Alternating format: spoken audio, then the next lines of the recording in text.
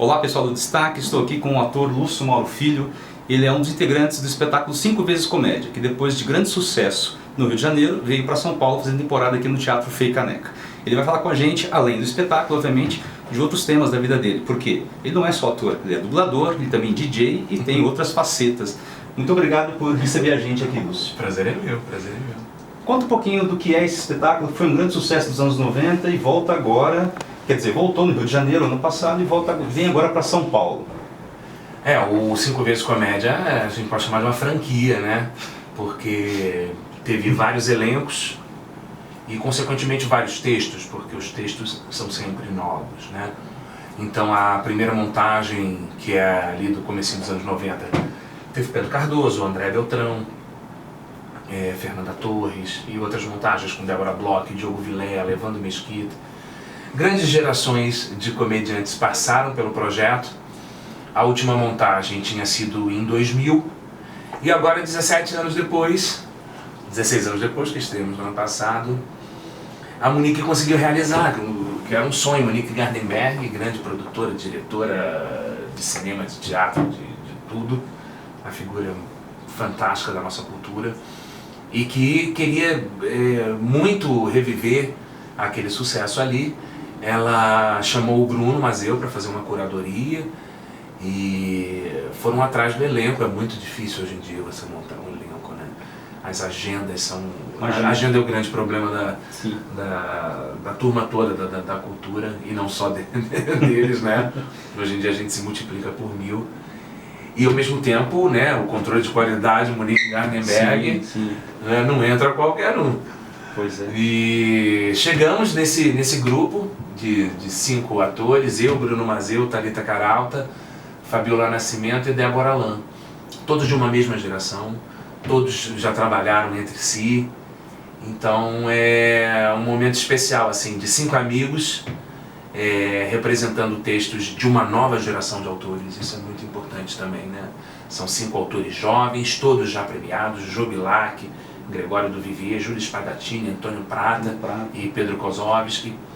Então é um 5 vezes Comédia, homenageando os comediantes de todas as gerações, mas um 5 vezes Comédia novo, atualíssimo, com assuntos atuais, e agora finalmente São Paulo. Essas cenas são independentes, são 5 atores que fazem 5 textos diferentes.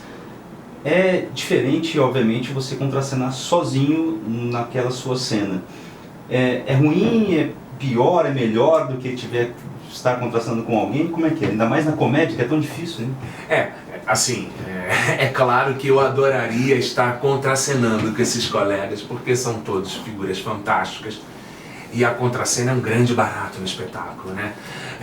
Monólogos, geralmente, são até um pouco deprimentes, assim, no que diz respeito a esse espaço aqui do camarim. Quando você tá sozinho, sabe? Não tem um companheiro pra falar, cara, hoje eu tô meio gripado, levanta a bola ali naquela hora. Né? Quando você tá sozinho, é você e Deus, e a plateia, né? Claro. Aqui não, a gente tem uma experiência muito diferente, porque nós estamos defendendo o monólogo, né, de uma certa forma. Quando começa é com a gente. Só que você olha na coxinha e você tem esses companheiros incríveis assistindo e se preparando para entrar. Então, essa solidão que eu te falei, dessa depressão do monólogo, ela não existe aqui. É uma farra, é um camarim delicioso. E ao mesmo tempo tem uma coisa muito bacana, que é o feedback. Ou seja, você sai de cena e o teu companheiro chega e fala, cara, aquilo que tu fez hoje, que maravilha, aquela hora tu respirou diferente. Então, quer dizer, a gente sempre tem um diretor para dar um feedback, mas esse da saída de cena é uma coisa muito rara. E aqui a gente tem por causa dessa cumplicidade nossa e desse fato de que a gente continua se assistindo. Isso eu acho muito lindo, porque geralmente depois de 3 meses de peça, a galera fica no camarim e quando tiver a cena vai. Aqui não, a gente sempre se assiste, sempre tem uma coisa para dizer.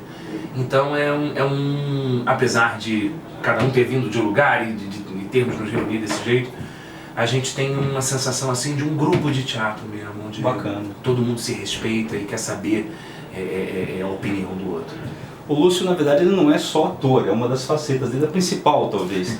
Conta um pouquinho mais sobre o seu trabalho de dublador, que na verdade é bem profícuo. Você fez até o Podo com o Fu Panda, entre vários outros personagens também. Isso é muito bacana. Você curte bastante fazer isso também? Sim.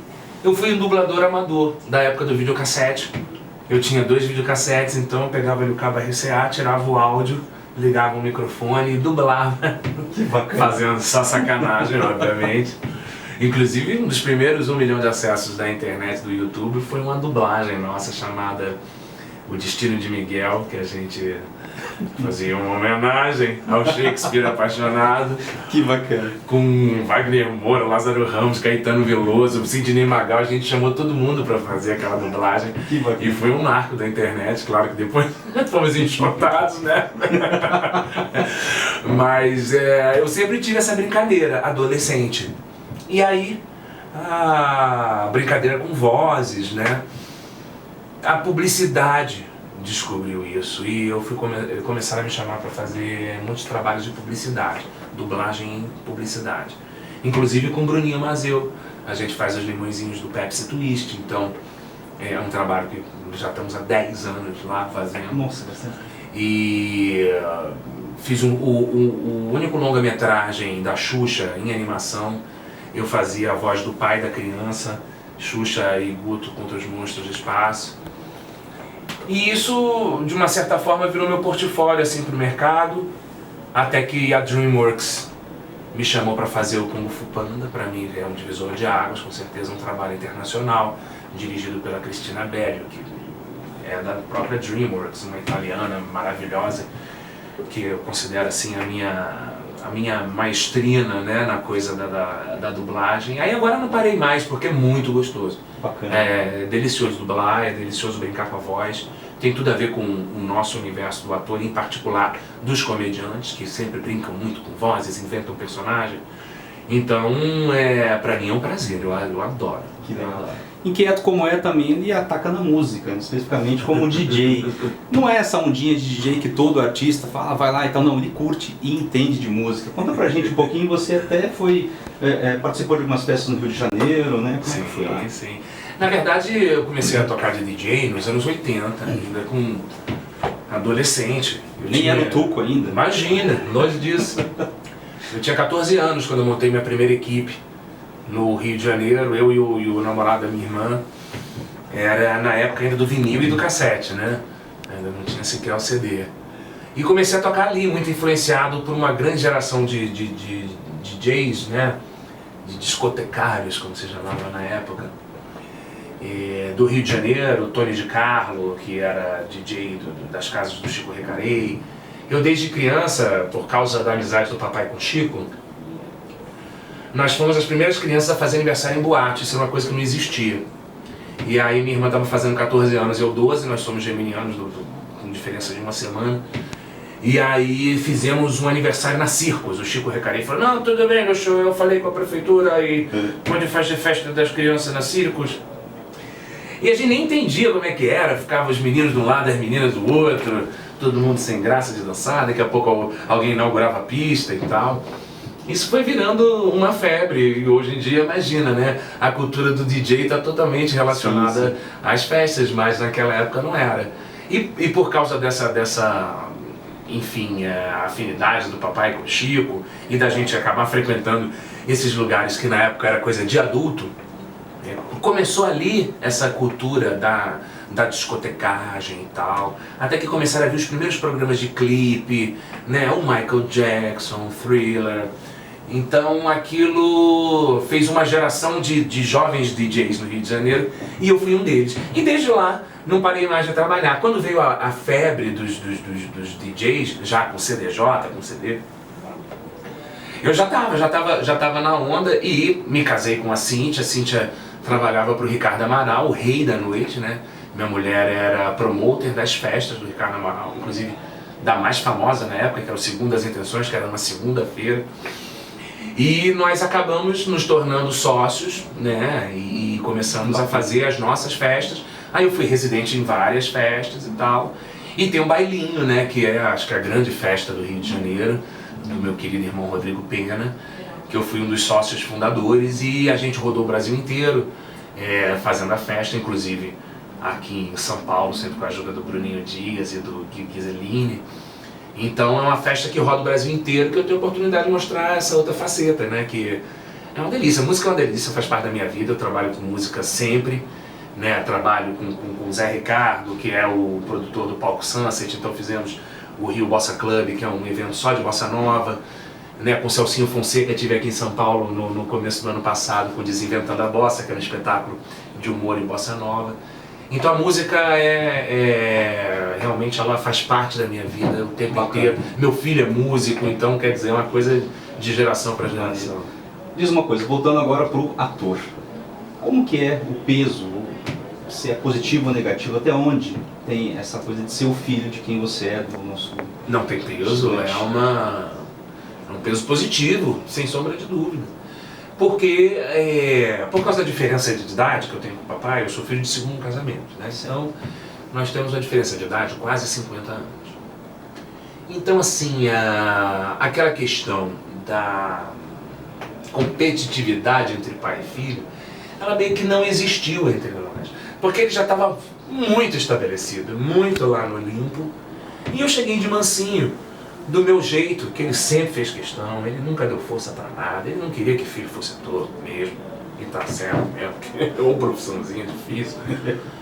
E isso me ajudou muito, né? Porque ele deixou muito claro, você quer ser ator? Então vai, você vira. Bacana. E aí eu fui pro tablado, aí trabalhei com Maria Clara Machado, conheci os meus amigos, os meus parceiros de vida, o Berdan Júnior, Celton Mello, Danton, todos eles eu conheci ali dentro do tablado, e fui fazendo as coisas, e um belo dia eu estava lá indo gravar o Zorra, e aí encontrei com o papai no estúdio. Meu filho!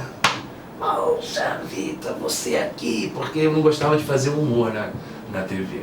Você falou essa coisa do peso, eu estou dizendo aqui que não tem peso, mas eu não fazia comédia. Isso já mostra um pouco que eu talvez não quisesse as comparações. Então eu era um comediante já respeitado, conhecido no Rio de Janeiro, com trabalhos, indicado a prêmio e tudo, mas não, na TV eu só fazia novela, só fazia coisa.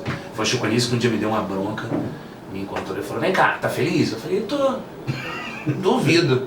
Fazendo essas merdas, dessas novelas aí, competindo com gente muito menos talentosa que você, em vez de vir aqui na comédia, onde você vai mandar e tal. Ele me mandou uma letra na frente das pessoas, eu fiquei tão constrangido que eu saí dali, fui na produtora de elenco do Zorro. Quando abri a porta que ela me viu, ela falou: não acredito, você vai fazer um quadro aqui com a gente. Eu falei: boa. Porque já sabiam que eu nunca queria fazer. E aí nesse dia no Zorro encontrei meu pai. Ele: eu quero te apresentar o Sherman, tu tens que fazer uma... Eu falei: pai. Eu tô gravando hoje aqui com a Gildo Ribeiro. Cara, ele ficou branco e o olho encheu de lágrimas. Porque aconteceu aquilo que ele evitou, mas que no fundo ele queria que acontecesse, né? Da gente se encontrar no mesmo ambiente, eu totalmente independente dele. Aquela cena da escolinha dele entrando foi extremamente... Nossa, ali foi uma maluquice espiritual, eu tive que sair dali, né? Porque foi o primeiro episódio, né, da nova escolinha, ele fazendo uma cena de abertura com o Bruno, aí chega o Bruno, fantasiado de Chico. O velho começou a se tremer todo. Aí eu falei: Bruno, eu vou sair, eu vou ficar lá meio escondido. Gente, você foi entrando. Imagina, não. Agora a gente já se vestiu. Eu saí de perto para deixar só os dois, que já tava tanta emoção pro velho, que eu fiquei com medo dele ter um treco. Aí depois fui lá falar com ele e ele ainda falou uma coisa assim que eu nunca vou esquecer. Ele disse assim: nunca imaginei que eu ia voltar aqui. Como se aquela salinha da escolinha tivesse ficado montada durante 40 anos, né? Poxa, mas isso representa, né, o que é a escolinha para ele e agora pra gente nessa grande homenagem. Todo o Brasil lembra muito bem os pedidos de força positiva que o Lúcio Mauro Filho pediu pro pai. E graças a Deus, eu acho que o pior já passou. Como é que ele tá atualmente? Com certeza, cara, com certeza. Ele tá bem pra caramba, o velho é muito forte. Semana que vem faz 90 anos. 90 anos. Então tá sendo homenageado agora na segunda-feira pelo Fábio Porchat, no prêmio de comédia que ele criou no Rio. E o primeiro homenageado é o papai.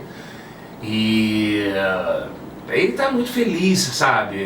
Foi um sufoco danado, né? Porque quando essas coisas acontecem nessa fase da vida, e ele viveu tudo que tinha pra viver, ele fumou todos os cigarros que podia fumar, bebeu todos os uísques que podia beber.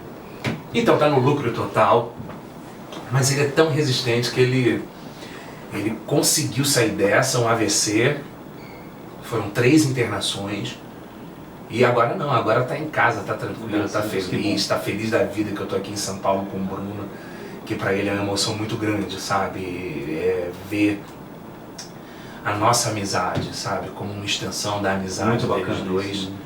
Isso é muito especial. Você é de uma geração intermediária de humor, não é nem esses novos que a gente vê aí, não sei se a gente pode enquadrar até o próprio Porchat e outros como a nova geração, você é de uma geração intermediária, certo? É mais difícil ou mais fácil fazer humor agora? Porque você é de uma época que a gente não tinha tantas essas amarras, não sei se pode se dizer de amarras, mas esse policiamento sobre o humor como é feito hoje. É mais difícil, é mais fácil? Como é que está atualmente? Eu acho que não tem essa... Eu acho que, assim, o humor e comédia geralmente ficam difíceis quando não se tem crise. Então, como a gente vive num lugar onde a crise está instaurada 24 horas, a comédia está muito bem servida na crise. Porque como o Bruno fala, você não vê um grande... Quem é o grande comediante norueguês? Quem é o grande dinamarquês? Não tem, porque lá não tem crise, sueco. Então ele só sabe fazer coisa triste, né? Lars von Trier, aí pronto. Quer falar de tristeza, de depressão, aí você chama os escandinavos. Mas a comédia não, ela precisa um pouco desse nível de tensão, ela precisa um pouco de desigualdade. Então nós estamos muito bem servidos sempre. O que muda realmente é o aspecto urbano, mas não acho que esteja nem mais difícil, nem menos difícil. Né? Os tempos são cíclicos e é montanha-russa. Uma hora você pode falar do que você quiser, outra hora encareta um pouquinho, talvez esteja um pouco mais careta a plateia. A plateia?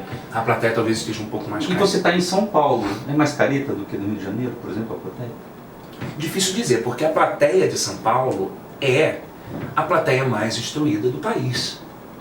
Né? Então, independente de caretice ou não caretice, a gente tem em São Paulo o público mais acostumado e por isso mesmo mais exigente no que diz respeito ao teatro. Né? Imagina, aqui em São Paulo abre uma sala de teatro nova por dia e os equipamentos são incríveis, os equipamentos da cidade, o público é incrível. É assim, eu não faço teatro que não venha para São Paulo, certo. Entendeu? Eu nem aceito fazer qualquer tipo de montagem em que São Paulo não esteja no cronograma, porque é obrigatório para qualquer artista estabelecido, como é o meu caso, vir para São Paulo, porque então assim, independente de caretice ou não, em São Paulo definitivamente não é careta. Entendi. Sabe? O paulistano, ele entende além da piada, sabe? Então mesmo que seja um paulistano careta, porque aqui tem de tudo, né? Ele consegue chegar numa camada acima dessa discussão, é careta, não é careta. Aqui é coxinha e mortadela, é diferente. Coxinha e mortadela, mas também eu acho que o paulistano ainda está acima disso. Mas, e por via das dúvidas, nós fizemos um espetáculo onde a gente não levanta a bandeira. Certo. Nem para um lado, nem para o outro. A gente deixa que os personagens com as suas características sejam enquadrados pela plateia, ou para um lado mais à esquerda, ou para um lado mais à direita. Mas acho que foi uma grande esperteza nossa. E, acima de tudo, um desafio. Porque fazer comédia em cima dessas tragédias da nossa política é uma facilidade. E você pegar um espetáculo que tem 5 histórias diferentes, 5 monólogos, e não passar por dentro disso aí é um desafio danado, que eu acho que a gente venceu com muito talento, assim. Sim. A qualidade também dos autores é muito grande. Sim. Embora eles tenham uma boa tendência também. Isso foi uma maravilha também, sabe? Não deixa você fala assim, poxa, tem um texto do Gregório do Vivier, o cara fala, lá vem o Gregório do Vivier, vermelho, comunista, sacana. O texto do Gregório é sobre um sexo grupal, que é o meu texto, inclusive, que fecha a peça. É sobre um cara que é servidor público, que é casado com uma atriz, entendeu? Quer interagir com os amigos da esposa, porque é apaixonado por essa esposa, o casamento já está tudo certo, e ele finalmente fala, meu amor, vamos fazer uma festa. Festa pra todo mundo do teatro. Coitado. Pois é. Que não sabe onde vai se enfiar. Então assim, O nome do texto é?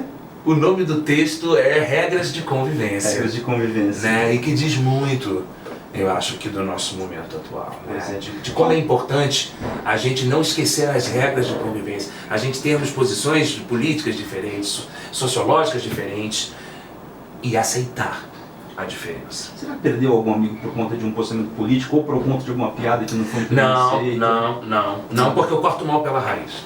Eu corto mal pela raiz. Eu saí do Facebook há anos atrás por causa disso. Quando começou a polarizar, eu falei, isso eu não quero. As pessoas ficaram, mas Lúcio, nós vamos perder a tua opinião. Eu falei, mas se o pessoal está só interessado na própria opinião, você não está interessado na minha. Você quer fazer prevalecer a sua. Então não me interessa estar nesse jogo. E é muito difícil hoje em dia ter uma opinião ponderada, né? Nem por um lado, polarizada de e se for ponderada, vão te meter o pau também, dizer, é um cima do muro do caralho, ele é PSDB, sei lá o quê. Porque agora tem esse ódio, né? Esse momento. Bom, a gente foi sacaneado pra caralho, né? E aqui no Brasil a gente é sacaneado. Desde 1500. Desde 1500, talvez, exatamente. Então, o brasileiro está impaciente, o brasileiro está chateado. E com razão.